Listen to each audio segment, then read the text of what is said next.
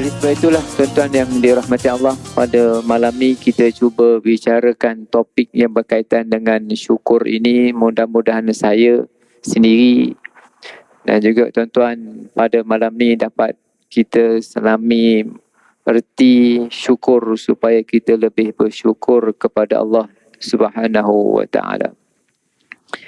Saya mengambil satu buku yang ditulis oleh Syekh Aid Al-Qarni, seorang ulama yang menulis buku yang bestseller buku ini. Assalamualaikum warahmatullahi wabarakatuh. Alhamdulillahi rabbil alamin. Wassalatu wassalamu ala ashrafil anbiya wal mursalin. Sayyidina wa maulana Muhammad wa ala alihi wa ashabihi wa man ihtada bihadihi wastanna bisunnatihi ila yaumiddin, amma ba'd. Yang dimuliakan Tuan Nazir Masjid Al-Falah, seterusnya Tuan-tuan Imam, Jawatankuasa, tuan-tuan, puan-puan muslimin muslimat yang dirahmati Allah Subhanahu wa taala.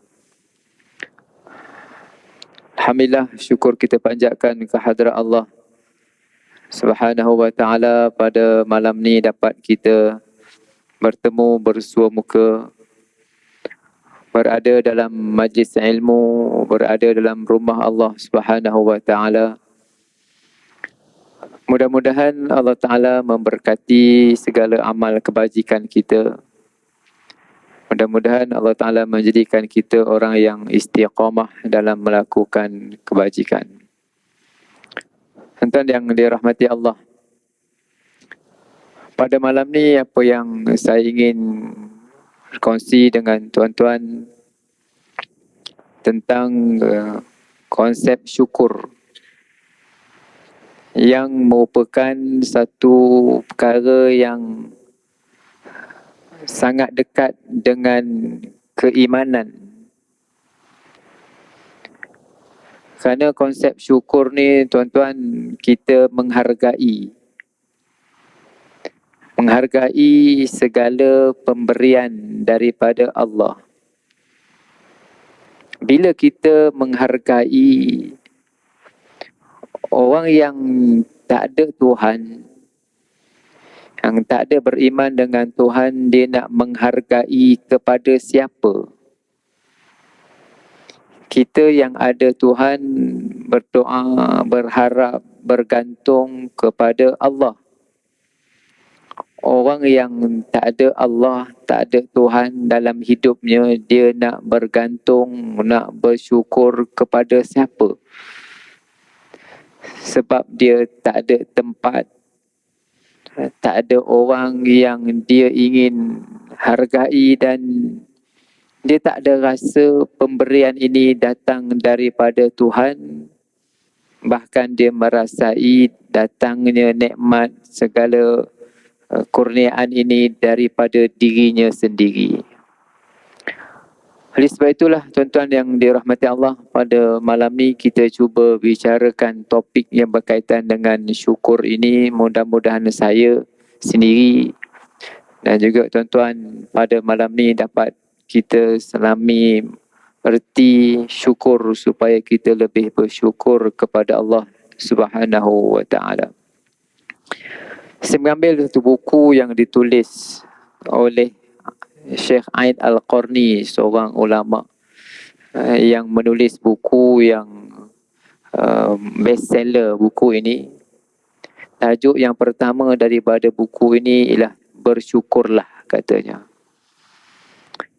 Apabila dia kata syukur ini, kamu menyebut, kamu mengingati segala nikmat yang Allah Ta'ala kurniakan kepada kamu, yang bermula nikmat itu daripada atas kepala kita, daripada hujung rambut kita, sehinggalah nikmat itu berada di bawah telapak kaki kita.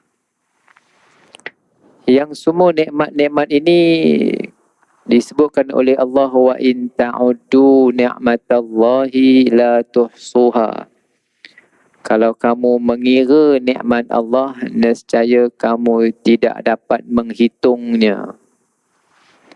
Kerana terlalu banyak nikmat yang diperoleh oleh kita manusia. Tuan-tuan yang dirahmati Allah, ada dua perkara untuk kita bincangkan dalam konsep syukur ini. Yang pertama, tahu. Yang kedua, sedar.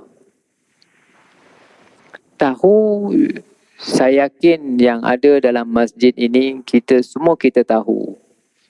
Tak ada benda yang ada di atas muka bumi ini, semuanya dengan kuasa Allah Subhanahu wa ta'ala. Ini semua kita tahu dan kita sedia maklum.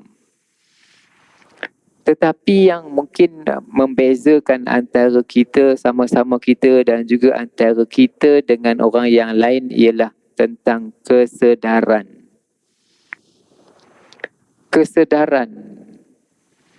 Kerana kesedaran inilah, tuan-tuan, yang akan mendorong seseorang itu untuk bertindak.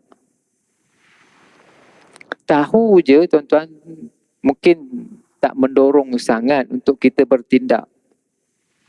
Yang mendorong kita untuk bertindak ini kesedaran, keinsafan, itu yang menyebabkan kita bertindak. Tahu tentang pahala semayang di masjid, pahala di surau ini, semayang berjemaah ni besar pahalanya, ramai orang tahu. Saya rasa orang Islam secara umumnya tahu tentang pahala ini, kelebihan semayang di masjid. Walaupun mungkin ada lah kot yang tak faham tu, entahlah, ada lah kot. Tetapi kenapa tidak ramai yang bertindak? Kerana kurang kesedaran. Mungkin kesedaran dia untuk mencari rezeki, untuk mencari duit, masalahnya untuk bekerja, untuk beriadah, untuk hobi tu, mungkin dia rasa itu lebih penting dalam hidupnya berbanding dia untuk melapangkan masanya untuk ke masjid dan surau. Kesedaran ini berbeza dengan tahu. Tahu refleks kepada akal. Manakala kesedaran ini refleksnya kepada emosi yang ada pada manusia. Orang banyak beli-beli barang. Tuan-tuan pergi pasar raya beli barang ni, kan? Kita ni banyak beli barang yang kadang-kadang kurang perlu bukan kerana apa? Kerana emosi kita. Barang tak cukup, ni barang tak ada. Orang datang kepada kita, bagus ni pakcik ni barang, kita pun ya tak ya juga belilah. Kan? Kita nampak barang tu, murah lah. Murah 30 sen je. Murah lah. Kita pun beli. Ini murah lah, ini dia mengganggu emosi, mempengaruhi emosi yang menyebabkan kita bertindak. Banyak perkara, tuan-tuan, dalam hidup kita dipengaruhi oleh emosi. Bila kita berjaya mengubah emosi ataupun kita dipengaruhi emosi kita, kita akan bertindak. Kan? Aku ni dah tua, aku ni dah begini, takkan tak pergi masjid kot. Pergilah. Bertindak hasil daripada kesedaran. Begitu juga dengan nikmat yang Allah Ta'ala berikan kepada kita. Kalau nisbah tahu, budak sekolah rendah tahu, ni ciptaan Allah. Tangan siapa cipta? Allah Ta'ala cipta. Hidung siapa cipta? Allah Ta'ala cipta. Tahu. Tetapi bagaimana kita ingin menimbulkan kesedaran sehingga kesedaran itu melahirkan keinsafan, dan keinsafan itu akhirnya menjadikan kita orang yang terus bersyukur kepada Allah Subhanahu wa ta'ala. Tuan-tuan yang dirahmati Allah. Yang kedua, bila kita sebut tentang syukur ini, tuan-tuan, kita perlu untuk mengembangkan lagi, melihat kepada perkara-perkara yang ada di sekeliling kita. Banyak perkara yang berada di sekeliling kita ini berlaku tanpa kita sedar. Kita rasa nikmat yang kita dapat hasil daripada kehebatan dan keupayaan kita. Sedarlah tuan-tuan bahawa dalam badan kita ni banyak perkara yang berlaku di luar kawalan kita.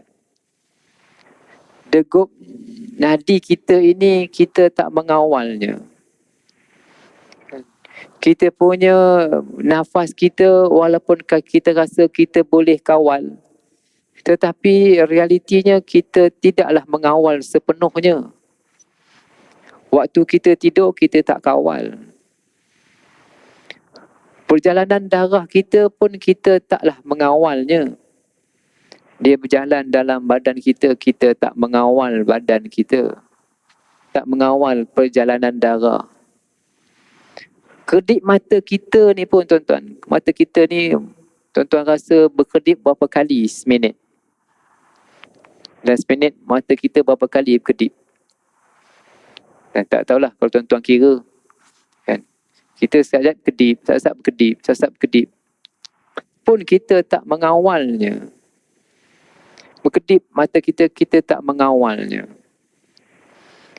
Makan minum masuk dalam perut kita, keluarkan enzim-enzim yang tertentu untuk menghantarkan, kita pun tak mengawal perkara berkenaan. Dikawal sendiri oleh sistem yang terdapat dalam badan kita.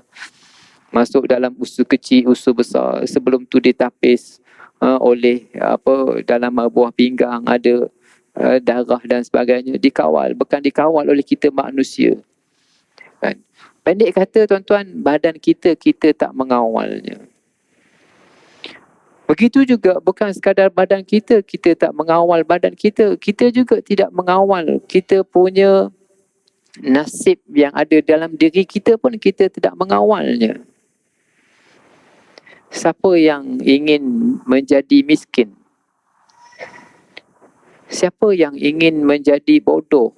Siapakah yang ingin menjadi gila? Siapakah ingin menjadi orang yang sakit, yang kena COVID, yang kena kanser, yang kena aksiden, yang mendapat aksiden? Kebetulan malam semalam sahabat kami meninggal aksiden di Tanjung Karang. Kan? Muda lagi, baru kahwin bulan 12. Sekarang bulan 6, bulan 5. Kan? Tak ada siapa yang mahukan kesusahan, kemiskinan. Tak ada siapa yang nak. Tetapi wujud tak orang miskin? Wujud orang miskin. Dia tak nak miskin. Diberi kemiskinan. Yang mendapat kaya, yang mendapat duit yang banyak, mungkin dia usaha.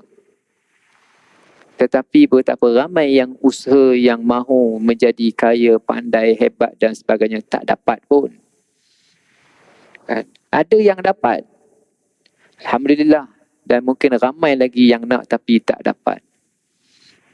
Inilah realiti dalam kehidupan kita yang kita ditampung perkara ini, diberikan akidah qada dan qadar untuk kita menanggapi semua fenomena ini dengan penuh keimanan. Bukan senang tuan-tuan, sehingga diletakkan salah satu daripada dalam rukun iman tu letak qada qadar. Banyak lagi perkara lain boleh letak. Qada qadar diletakkan daripada Allah Ta'ala, malaikat, kitab, rasul, letakkan qada dan qadar.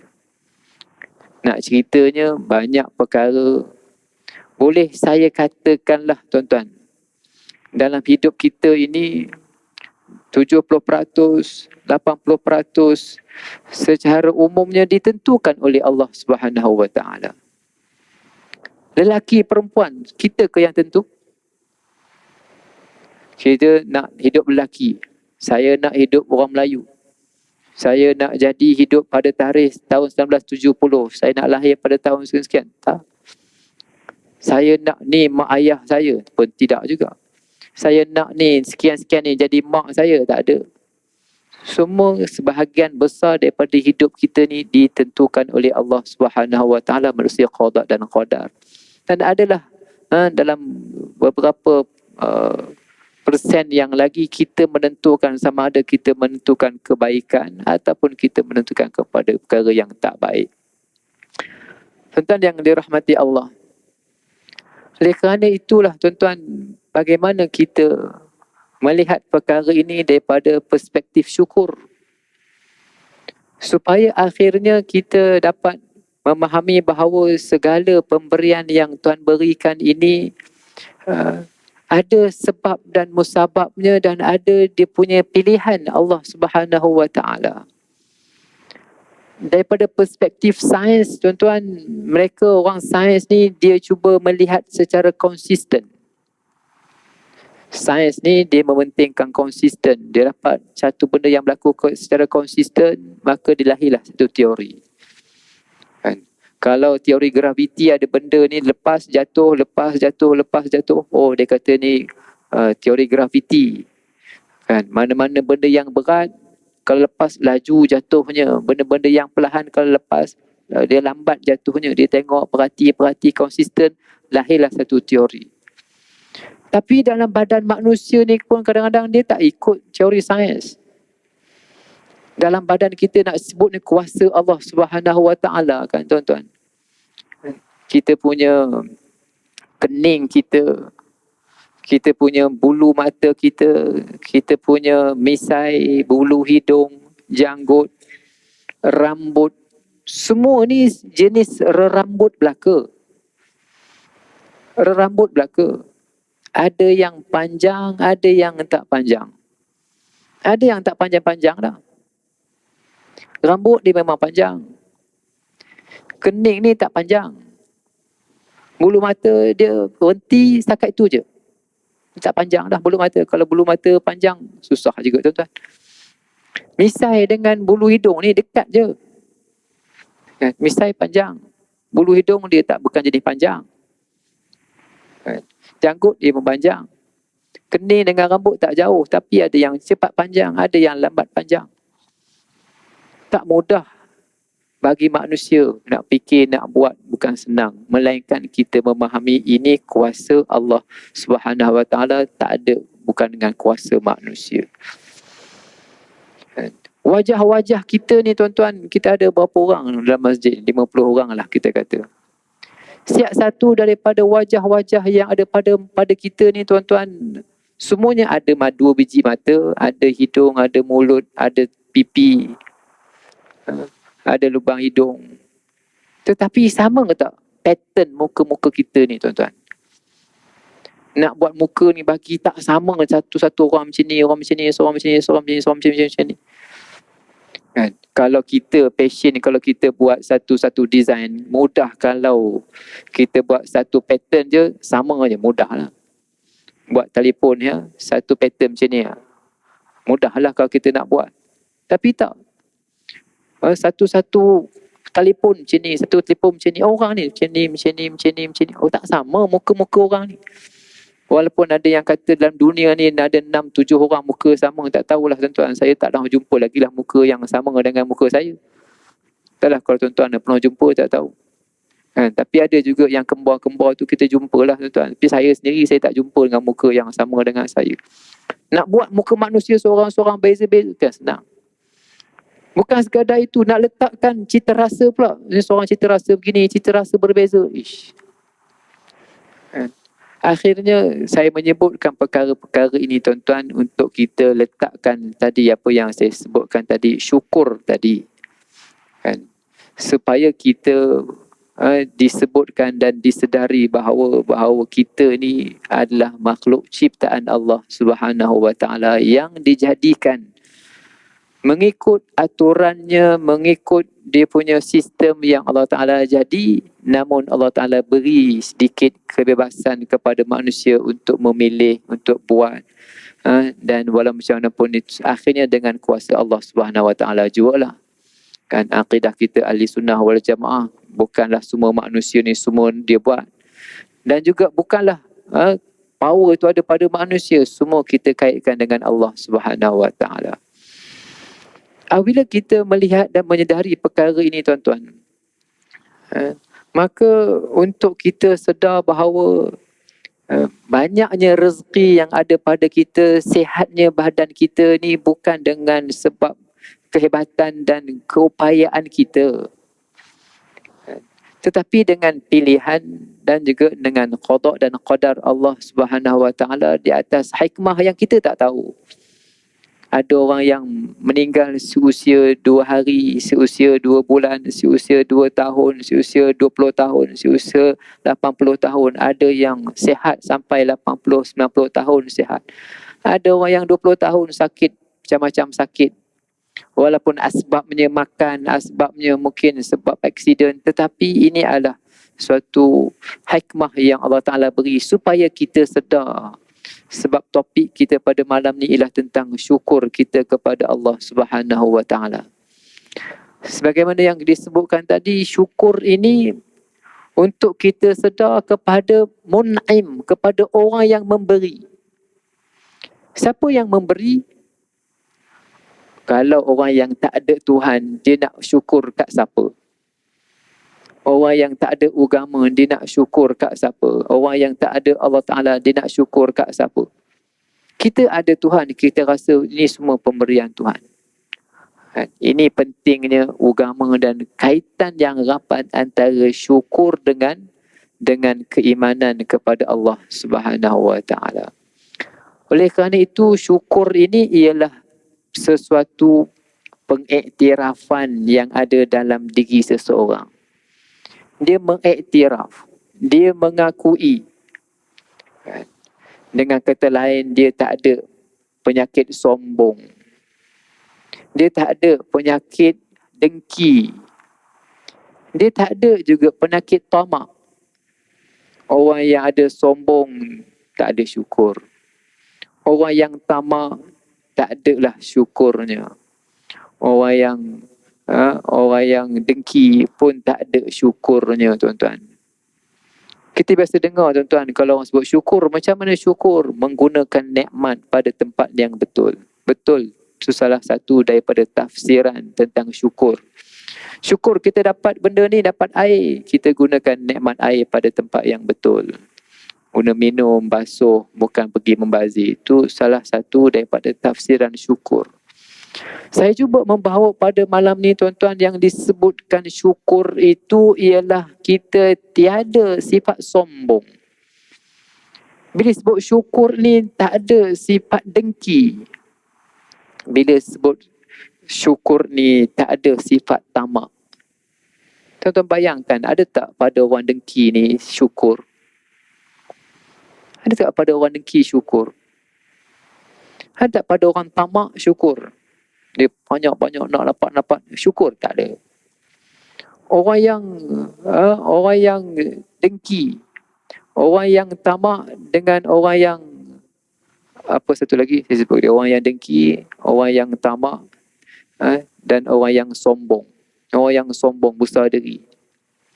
Kita pergi satu-satu, tuan-tuan. Kita tengok satu-satu. Yang pertama, kepada orang yang dengki.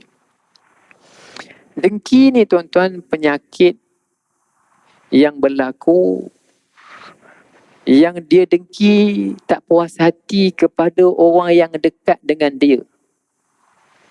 Ni dengki. Dengki ni dia tak dengki kepada orang yang tak kenal.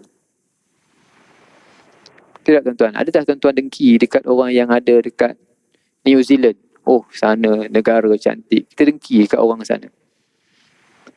Kita dengki dekat orang yang ada dekat negara sejuk. Sekarang kita ni panas sikit, dalam seminggu dua ni panas. Kita tak puas hati dekat orang yang berada di negara sejuk. Kat Scotland, oh sana sejuk. Kita tak puas hati. Kita dengki dekat siapa, tuan-tuan? Kita dengki dekat mungkin jiran kita, kita dengki. Kita dengki mungkin dekat adik-beradik kita kot, kita dengki. Kita dengki mungkin dekat orang yang sepejabat dengan kita. Mungkin partner kita, mungkin orang sebelah kita. Kalau orang meniaga, orang sebelah dia. Ataupun mungkin partner dia dapat lebih pula, dia dapat kurang. Mungkin dia dengki tentang itu. Dengki ni kepada orang yang kita kenal. Ataupun orang yang berada di sekeliling kita. Kita dengki macam itulah. Orang yang kita tak kenal, tak faham kita nak dengki. Saya tak kenal, tuan-tuan. Tiba-tiba saya nak dengki, tuan-tuan. Nak dengki apa pasal? Tak ada pasal-pasal nak dengki. Saya nak dengki, mungkin satu jawatan dengan saya. Mungkin satu company dengan saya, kenapa dia dapat lebih, aku dapat kurang. Kenapa dia naik pangkat lebih, aku naik pangkat kurang. Kenapa dia sana. Biasanya gitulah dengki ni tuan-tuan. Merupakan penyakit yang paling tua lah. Sebab ini berlaku kepada Iblis, dengki kepada Adam. Dia tak puas hati kerana Adam diperintahkan, malaikat diperintahkan sujud oleh Allah Ta'ala kepada Adam. Sujud kepada Adam. Iblis tak nak sujud. Pasal apa kena sujud kepada Adam? Dia tak puas hati, aku hebat. Dengki kepada Adam. Dan oleh kerana itulah tuan-tuan, bila orang yang ada sifat dengki inilah, maka dia akan melahirkan perangai-perangainya yang lain-lain. Kan, bila dengki, akan mulalah fitnah. Kan tuan-tuan, bila dengki, mulalah nak jatuhkan orang. Bila dengki, mulalah dia merendah-rendahkan orang. Bila dengki, mulalah dia buat cerita yang tak baik tentang orang lain. Bila dengki, mulalah banyak perkara yang berpunca daripada dengki. Dan dengki ini merupakan perangai orang yang tak bersyukur. Kenapa perlu nak dengki dekat orang lain? Tak banyak ke nikmat yang dah Tuhan berikan kepada dia? Melainkan semua itu kadang-kadang hanyalah untuk melunaskan hatinya sahaja yang tak puas hati. Bertentangan dengan konsep syukur. Bila syukur, orang yang dapat nikmat, kita puji, kita rasa bahagia, kita rasa gembira orang dapat nikmat. Bukan rasa kita dengki nak jatuhkan orang lain. Ini bukan syukur. Syukur tak ada sifat dengki. Syukur tak ada merendahkan orang lain. Syukur tak ada nak menjatuhkan orang lain. Ini semua dengki yang memang penyakit yang paling dibenci oleh agama kita, dengkilah. Yang kedua, tuan-tuan, adanya sifat tamak. Kan? Berlakunya tamak ni, tuan-tuan, orang Melayu kata orang tamak selalu rugi. Orang tamak selalu rugi, kata orang Melayu. Takkanlah orang tamak syukur. Orang tamak dia tak cukup. Kan? Projek yang dia ada, buat rumah, 2 biji rumah. Tak siap lagi. Kan, datang projek lain, cari lagi, dapat. Yang ketiga, yang keempat, ni tak siap lagi, dapat. Yang kelima, tak siap lagi. Lalah cabut, lari. Masalahnya contoh, tamak, nak lagi. Tak terbuat, tak mampu nak buat. Memang dari sudut kita bekerja, kontraktor memang kena carilah projek ini, kena cari. Kan, takkanlah tak cari. Tapi menjauhi sifat tamak supaya yang dikendung ini tidak berciciran. Ini nak cari-cari lalas yang ada ni pun semua tak buat. Habis orang tuan-tuan rumah ni semua habis marah belaka. Rumahku tak siap, ni tak siap, dah siap, dia pun cabut lari. Tamak. Begitu jugalah dengan tamak-tamak yang lain lah tuan-tuan. Supaya kita sedar bahawa orang yang kadang-kadang dapat lebih daripada kita itu ada dia punya sebabnya yang Tuhan beri lebih kepada kita. Anaknya ramai, anaknya 5, 10 anaknya. Kan? Menyebabkan dia perlu dapat rezeki lebih yang Allah Ta'ala berikan kepada dia lebih. Alhamdulillah Tuhan berikan kepada dia anak seorang, anak 2 orang. Kan? Anak ni 10 orang ngaji sampai luar negara, terpaksa dia biayai sendiri. Yang kadang-kadang kita tak nampak perkara berkenaan di tempat kerja ada orang yang Tuhan bagi lebih dekat dia. Biarlah Tuhan bagi lebih dekat dia. Dia dapat sikit. Kenapa kau dapat sikit? Kerja lebih dapat sikit. Masalahnya timbul perkara ini dalam hati kita. Kita tak puas hati kepada orang lain. Tak apalah, Tuhan berikan kepada kita. Kita ingatkan bahawa ada benda yang akan Tuhan simpan di akhirat nanti. Apa perlu kita nak dengki, yang kita nak tamak kepada orang lain? Itu semua menghapus dan menghakis sifat syukur yang merupakan perkara yang dituntut dalam agama kita, tuan-tuan. Sifat tamak, tak puas hati, kita minta-minta, nak cari, tercari, tak cukup dengan apa yang ada. Satu perkara yang memang dibenci dalam agama kita kerana dia berlawanan dengan sifat syukur ni, tuan-tuan. Yang ketiga, sombong. Kan? Apa dia nak sombongnya tuan-tuan? Nak sombong, dia rasa dia hebat, dia rasa dia kuat, dia rasa dia pandai dengan jawatan yang tertentu, dengan pangkat yang tertentu, dengan title yang tertentu. Kan? Sudah-sudahnya mati tak ada dia bawa pangkat ke dalam tu pun. Kerana rezeki, harta yang sebenarnya lah apabila harta yang dia bawa, yang akan dia berjumpa dengan Allah Subhanahu Wa Taala, itulah harta yang sebenar. Pangkat kedudukan ini hanyalah kita macam berlakon, tuan. Dalam dunia ini ada yang Allah Ta'ala jadi sebagai ketua negara, ada yang jadi pemerintah, ada yang jadi rakyat, ada yang jadi ketua, ada yang jadi orang bawah, ada yang jadi pengerusi, ada yang jadi datang kuasa. Macam-macam yang Tuhan jadikan, macam berlakon. Ada berlakon jadi hero, ada orang berlakon jadi pak pacak, ada orang berlakon jadi heroin, ada orang berlakon jadi macam-macam berlakon. Begitulah. Yang Tuhan nak ialah bagaimana setiap daripada pelakon-pelakon kalau dalam lakonan itu melakonkan wataknya dengan baik. Janganlah semua orang nak jadi hero belaka, susah ni. Janganlah semua orang nak jadi pak pacak, susah juga. Apabila Allah Ta'ala jadikan kita ni dengan pelbagai posisi, ada yang kaya, ada yang miskin, ada yang ni, masing-masing kita berlapang dada. Miskin dengan caranya, kan? Kaya dengan caranya, kerana kita pun, tuan-tuan, kita berusaha sejak daripada kecil lagi. Alhamdulillah ada di kalangan kita yang belajar sehingga keluar negara. Alhamdulillah ada di kalangan kita yang berada di jawatan-jawatan kerajaan dengan pangkat-pangkat yang tertinggi dalam jawatan kerajaan. Ada yang belajar sehingga mendapat doktorship, kan? Ada yang mendapat rezeki, kan? Semua ini adalah kurniaan Tuhan yang tak perlu untuk kita sombongkan, yang perlu kita nak tunjuk kehebatan kita di hadapan orang lain, kerana ini semuanya adalah di sisi Allah Subhanahu Wa Taala, ujian masing-masing. Bila sebut ujian masing-masing ni, tuan-tuan, bila dalam kubur nanti, soalan berdasarkan kepada amalan seseorang, berdasarkan kepada rezeki seseorang. Allah Ta'ala bagi lebih dekat dia. Jangan kita rasa kita hebat, kerana Tuhan nak tanya banyak nanti. Allah Ta'ala bagi pangkat lebih kat dia bukan sehebat, kerana Allah Ta'ala nak tanya kenapa, ke mana ke pangkat yang Allah Ta'ala ke mana yang kamu buat dengan rezeki pangkat yang ada. Dengan rezeki duit yang ada, ke mana kita nak pergi? Macam mana kita gunakan? Apa yang kita nak sombongkan dengan segala rezeki dan kurniaan yang Allah Ta'ala berikan kepada kita?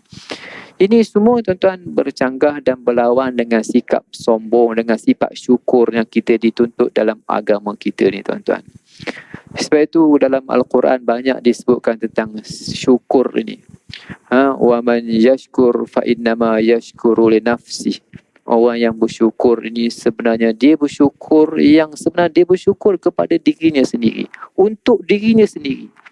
Tak ada manfaat untuk orang lain melainkan untuk dirinya sendiri. Dan inilah, tuan-tuan, bila kita melihat syukur ni satu perkara yang simple, yang kita sebut syukur, berterima kasih, kan? Berterima kasih ni adalah kita menyebut dengan mulut, kan? Baru-baru ni dalam sehari dua ni ada orang tanya, Ustaz, boleh tak kita berterima kasih kepada Allah, kan? Terima kasih Allah yang telah berikan, terima kasih Allah, kan? Boleh kita sebut terima kasih Allah, kan?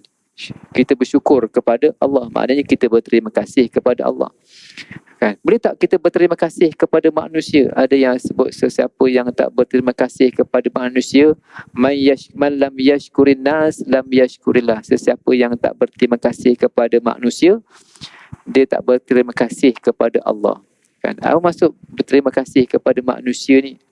Kadang-kadang hadis ni banyak digunakan oleh orang politik, banyak juga guna. Siapa yang tak bersyukur kepada manusia, tak bersyukur kepada Allah. Tunjuk lambang dengan lambang-lambang yang tertentu, kan? Tuan yang dirahmati Allah, bersyukur ni memanglah kita bersyukur kepada manusia. Kita ucap terima kasih kepada mak ayah kita.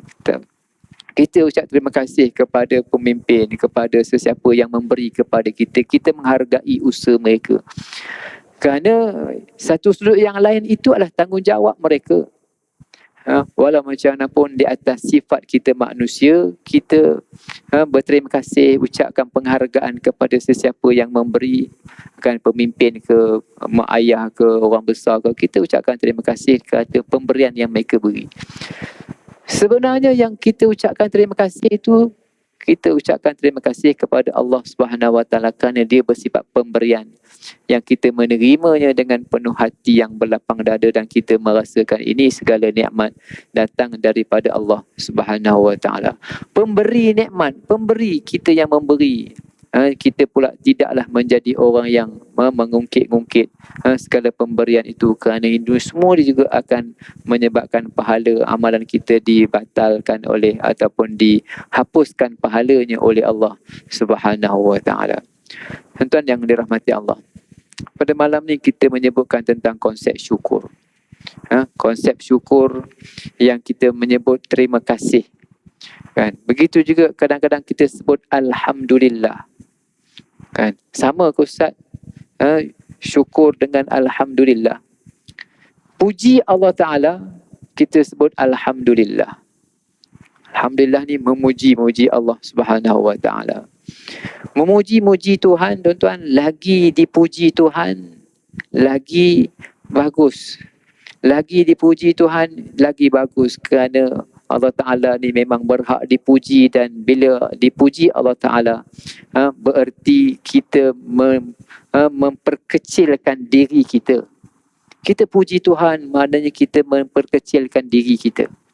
Dalam doa memang banyak kita kena puji Tuhan, sepatutnya gitu. Kerana dalam doa bukan Tuhan tak tahu kita susah, bukan tak tahu kita sakit, bukan tak tahu kita demam, bukan tak tahu kita ni ada masalah. Hari-hari kan tuan-tuan kita minta, ya Allah lindungilah kami daripada COVID, daripada masalah. Kita puji Allah Ta'ala. Kan? Tuan-tuan, ada tak tuan-tuan di kalangan tuan-tuan yang kena COVID? Kan? Saya pun kena juga. Kan? Kenalah demam 2-3 hari. Hari-hari kita minta lindung daripada Allah Ta'ala supaya tak kena COVID, jauhkan penyakit. Kena juga. Kan? Kerana pemberian daripada Allah Subhanahu Wa Ta'ala, dan kita menerima dengan hati yang redha dan hati yang bersyukur. Oleh sebab itu, bagi memantapkan syukur ini, saya sebutkan tadi ada akidah qada dan qadar. Kan? Orang yang menolak akidah dan qadar ini, akhirnya dia mungkin menjadi orang yang atheist. Kan? Ataupun dia menjadi orang yang disebut agnostik, orang yang ragu. Orang yang atheist ni dia tak percaya. Orang yang agnostik ni dia ya tak ya. Nak kata tak percaya macam ada, nak kata tak ada macam ada. Ini pun masalah juga. Kan? Dipanggil dengan agnostik, orang yang ragu-ragu, dan orang yang atheist, dia tak percaya. Mereka ni ada masalah beriman kepada qada dan qadar. Banyak daripada mereka berlaku perangai ini, sikap ini, ataupun kepercayaan ini, atheist dan agnostik ini, kerana dia tak puas hati kepada Tuhan yang menjadikan dia susah. Kenapa aku semayang, pergi semayang, rajin baca Quran, puasa katanya, kenapa aku diuji dengan susah begini? Tuhan tak sayang kat aku ke? Kenapa aku ni pelajar sekolah agama, rajin pergi buat hafal Quran, tapi kenapa aku dipilih di kalangan ramai-ramai perempuan? Kenapa aku yang dirogol oleh manusia yang durjana ni? Dia kata, apa salah aku? Kenapa aku dipilih hidup begini? Yang akhirnya sebahagian daripada orang yang terkena musibah-musibah ini, dan dia ada masalah dengan qada dan qadar, akhirnya dia menolak Tuhan. Takkanlah aku ni orang baik? Di manakah Tuhan? Sewaktu aku ditimpa musibah, dulu aku rajin sembahyang, aku rajin puasa. Sekarang aku jadi begini, Tuhan tak sayang kat aku ke? Ada ke tak Tuhan ni, katanya? Kalau Tuhan ada, pasal apa dia tak tolong aku waktu aku susah begini? Doa hati-hati hari, kenapa aku diberikan musibah sebegini? Tuhan tak sayang kat aku ke, katanya? Semua ni penyakit berlaku daripada konsep inilah, tuan-tuan. Syukur, qada dan qadar, kan, menerima segala ketentuan Tuhan. Semua ni berkait antara satu sama lain sehinggalah kita berjumpa dengan kumpulan-kumpulan atheist. Tuan-tuan boleh check lah dalam Facebook, dalam grup-grup Facebook kumpulan-kumpulan ini tuan-tuan. Kalau berdebat, kalau berhujah dengan mereka tu kadang-kadang tak menang hujah kita. Kita cakap begini, cakap begini, cakap begini, cakap begini. Kita bagi bukti tara mana pun dia tak percaya. Kita bagi bukti tara mana pun dia tak percaya. Mana Tuhan? Mana Tuhan? Tuhan ini hanyalah suatu kepercayaan manusia yang ilusi je. Yang tak ada tak tidak. Macam orang percaya kepada hantu katanya. Hantu ni ada ke tak hantu? Lalu depan kubur takut hantu. Ada ke tak? Ada orang duduk sebelah kubur kat Mesir, memang rumah orang kat kubur. Tak takut hantu? Tak ada hantu. Kita lalu depan kubur sikit, takut, seram je hati. Di mana datang seram? Perasaan. Semua perasaan belaka katanya. Tak ada. Ini golongan-golongan yang disebut sebagai atheist dan agnostik ni dia tak berapa percaya. Dan dia menganggap Tuhan ni hanyalah ilusi. Antara punca yang mendorong mereka pergi ke situ, berfikiran larut ke situ adalah masalah beriman kepada qada dan qadar dan juga masalah syukur di atas pemberian nikmat dan juga segala pemberian daripada Allah Subhanahu Wa Taala. Ada pemberian nikmat dan ada satu lagi pemberian yang bersifat musibah. Kan? Kedua-dua ni diberikan oleh Allah Subhanahu Wa Taala kepada kita untuk menuntut kita menjadi orang yang sabar dan syukur di atas segala pemberian Allah. Dan saya sebutkan tadi, dia berkait rapat dengan keimanan. Kalau orang yang tak ada syukur, dia nak syukur, nak ucap terima kasih dekat siapa? Atheist, dia nak ucap terima kasih dekat siapa? Kan? Orang atheist, dia mengagungkan sains. Kerana dia kata science can explain everything. Katanya. Boleh terang belaka sains. Kan? Tak perlu kepada Tuhan dah. Waktu orang dulu, purbakala dulu, ya mungkin.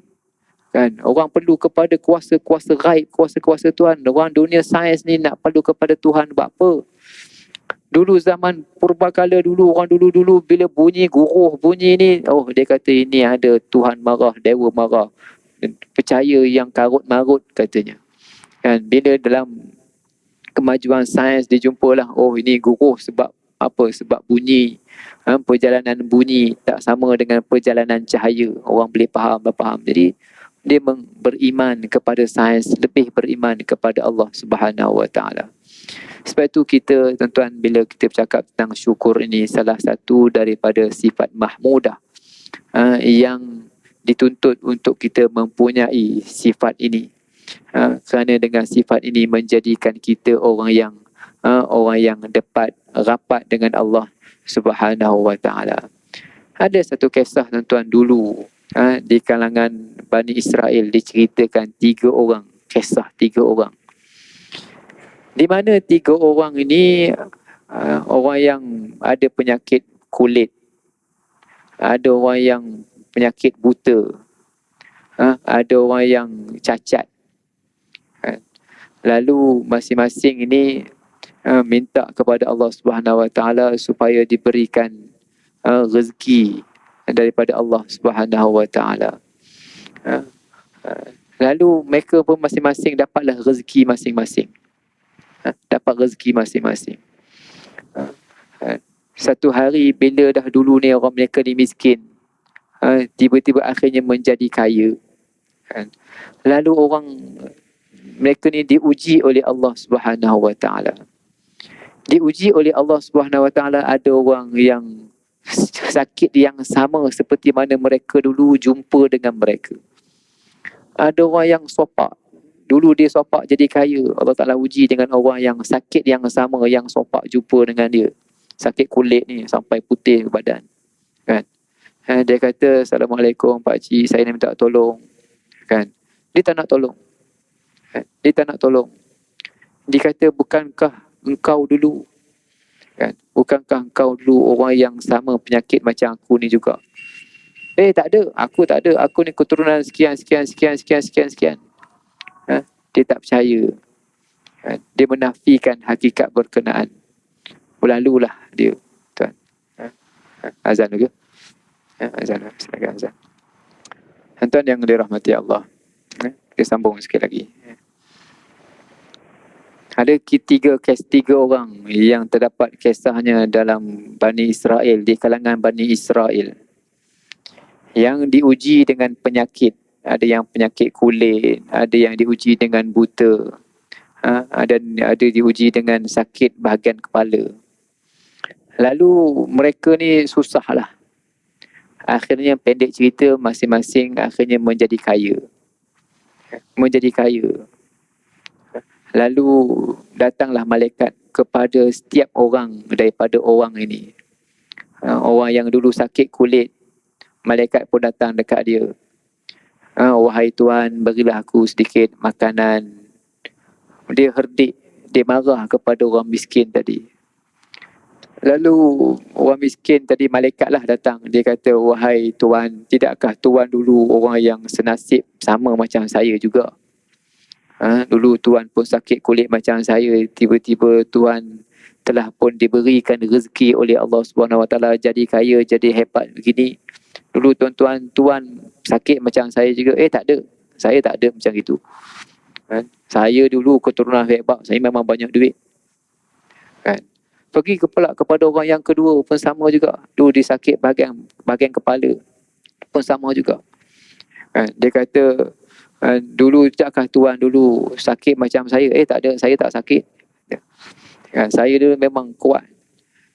Diberikan nikmat. Masa dulu susah dulu, Allah susah dulu. Dia pergi kepada orang yang ketiga, orang yang buta. Dia kata siapa dia diberikan mata yang berdapat melihat. Lalu cerita kisah ini, orang yang ketiga ni, dia kata tak apalah, aku bagi rezeki lah kepada kamu, bagi duit, bagi bantuan. Dia kata, Tuhan, kami taklah untuk minta rezeki ni, tapi ialah kami utusan daripada Allah SWT nak melihat ujian yang diberikan kepada tiga orang ni, sejauh manakah mereka menerimanya dan bersyukur di atas segala nikmat yang Allah Ta'ala berikan kepada mereka masing-masing. 2 orang lebuh, seorang ni terselamat dengan ujian yang diberikan. Apapun topik yang saya bincangkan di awal tadi, ialah syukur ini dikaitkan dengan 2 perkara, tahu dan sedar. Ramai orang tahu, tetapi mungkin kesedaran inilah yang perlu untuk dipupuk, supaya bila sedar inilah yang menyebabkan kita datang masjid, datang surau, sedar tentang nikmat Tuhan, sedar tentang diri kita, ini sedar. Yang kedua, bila kita bincang bab syukur ini, kita mengelakkan daripada 3 perkara. Daripada menjadi sombong, daripada menjadi dengki, dan juga daripada menjadi tamak. Adanya 3 perkara ini, kita tidak akan menjadi orang yang bersyukur kepada Allah Subhanahu Wa Taala. Tuan yang dirahmati Allah, mudah-mudahan saya dan juga tuan-tuan menjadi orang yang bersyukur, merasa segala nikmat yang Tuhan berikan kepada kita, nikmat sihat, nikmat duit, nikmat ilmu, nikmat segala-gala nikmat yang Tuhan berikan kepada kita hanyalah pinjaman yang mungkin kita usaha, tetapi Allah Ta'ala yang memberi segala-galanya kepada kita. Ramai lagi orang yang berusaha tapi tak dapat. Ramai orang yang minta menjadi sihat tetapi diberikan sakit. Alhamdulillah kita diberikan kesihatan, dan kita nak tunjukkan bahawa semua ini adalah kurniaan dan rezeki daripada Allah Subhanahu Wa Taala.